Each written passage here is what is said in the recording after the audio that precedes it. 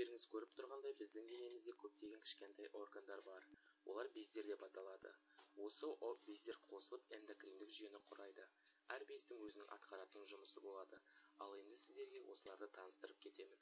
Бірінші без гипофиз безі, эндокриндік жүйенің басты безі. Одан кейін қалқанша безі және де оның жанында орналасқан қалқанша маңы безі. Ал бүйректің үстінде орналасқан адреналин безі немесе бүйрек үсті безі. Және де олардың жанында орналасқан ұйқы безі. Соңғысы жыныс бездері, аталық және аналық бездер. Олар гормондар бөледі. Гормондар біздің денеміздің хатшылары деп атауға болады. Олар қанның құрамында жүріп, эндокриндік жүйеден дененің басқа бөліктеріне хабар жібереді. Сонымен эндокриндік жүйенің ең басты бөліктері бар екенін білдік.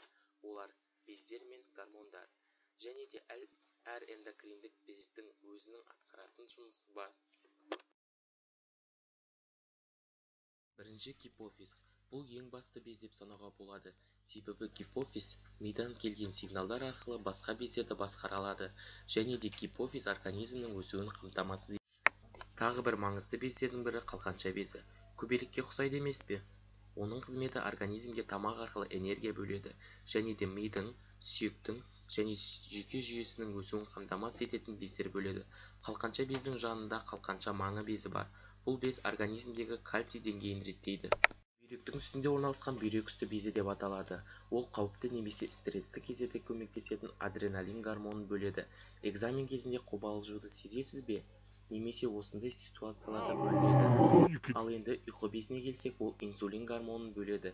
Инсулин безі қандағы глюкоза деңгейін реттейді. Аз да емес, көп те емес, орташа. Келесі жыныс безі. Ол сізге жыныстық толық дамуға көмектеседі. Ағзаның дұрыс әрі қалыпты жұмыс істеу үшін барлық бездер керек. Олар сіздің есіңізде ме? Гипофиз, қалқанша және қалқанша маңы безі, бүйрек үсті безі мен ұйқы безі, жыныс бездері. Ең бастыны білесіз бе? Олар таңертеңнен кешке дейін тоқтаусыз жұмыс істейді. Олар адамның басқаруынсыз автономды түрде жұмыс жасайды. Егер де ағзаны оркестр деп санасақ, онда эндокриндік жүйе оның дирижері болады.